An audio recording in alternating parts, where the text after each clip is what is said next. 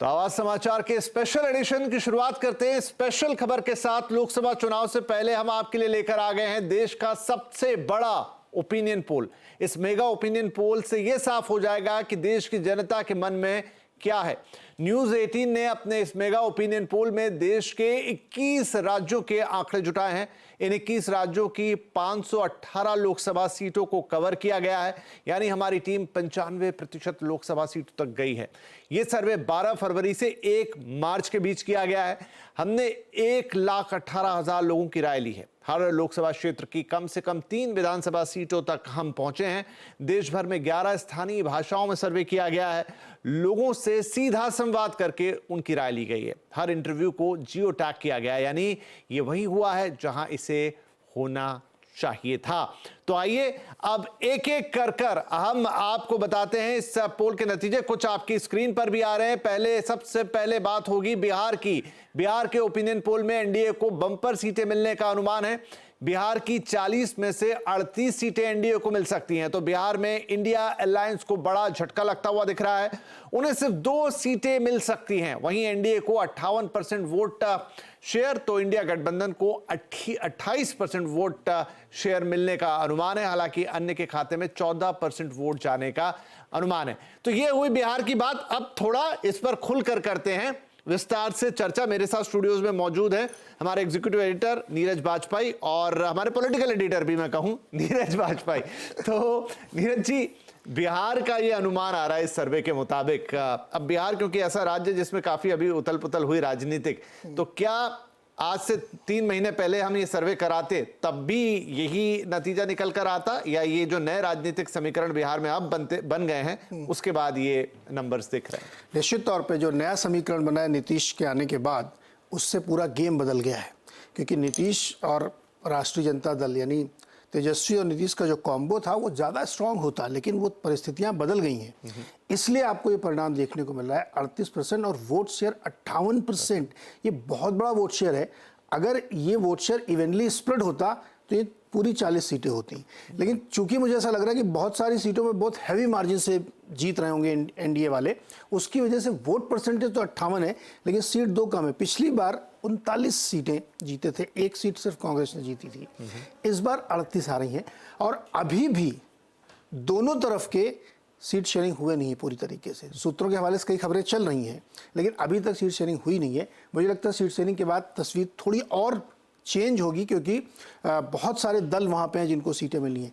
लेकिन जैसे बहुत सारे हमने डिस्कशन में आवाज अड्डा में भी देखा था, बातचीत भी की थी कि बिहार के परिणाम लगभग 19 जैसे ही होने वाले हैं। पिछली बार भी 39 सीट जीते थे, इस बार आप 38 का भी आंकड़ा दिखा रहे हैं और अभी समय है, पोलिंग तक यहाँ से 1.5 महीने कम से कम होंगे।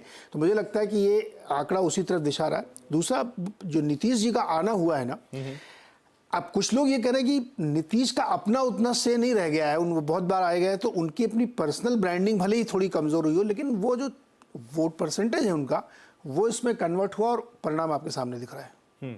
तो हम ये कहें भले नीतीश का उतना से नहीं रह गया, लेकिन नीतीश ना आते तो ये पिक्चर नहीं बनती। तो बीजेपी ने जो भी कदम उठाया नीतीश को साथ लाके, वो उनके लिए जरूरी था?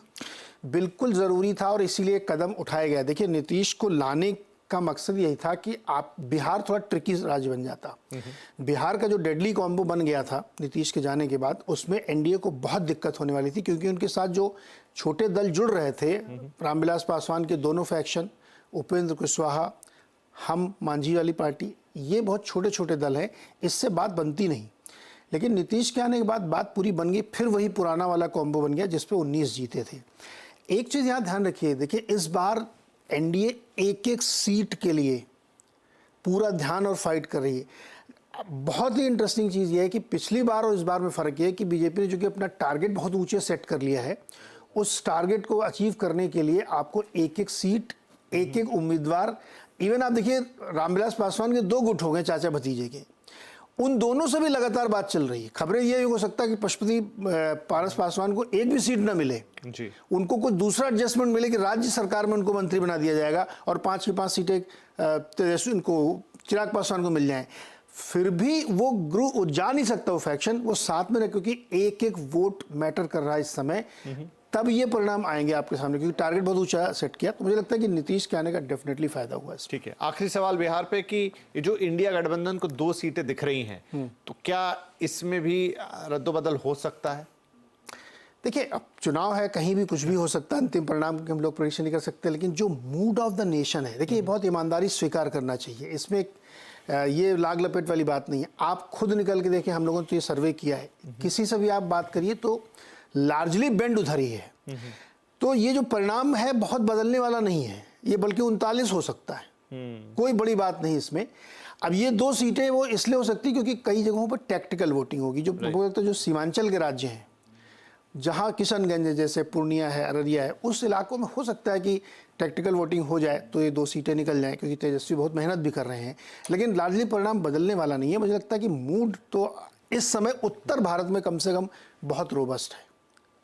ठीक है, तो ये बिहार की तस्वीर एक बार फिर आपके सामने, बड़ा महत्वपूर्ण राज्य रहेगा इस चुनाव के लिहाज से। 38 सीटें जो हैं एनडीए के खाते में जाती हुई दिख रही है। वोट परसेंटेज जिसका जिक्र कर रहे थे अभी नीरज, 58%, बड़ा भारी वोट परसेंटेज है और उनके खाते में जाता हुआ दिख रहा है। 2 सीटें या इंडिया के खाते में दिख सकती हैं, और पिछला रिकॉर्ड भी अभी बताया 39 था पिछली बार, एक कम शायद एक ज्यादा भी हो सकता है, 40, मतलब बहुत क्लोज है सब कुछ मामला। नहीं, अगर ये 58% हाँ थोड़ा सा इवनली स्प्रेड हो गया जी, तो 40 हो जाएगा। 40 हो सकता है। 58 बहुत बड़ा परसेंटेज। राइट, तो चलिए कुछ तो रोमांच बचेगा चुनाव में, अगर इतनी साफ तस्वीर हो गई फिर मजा क्या आएगा। लेकिन जो एक और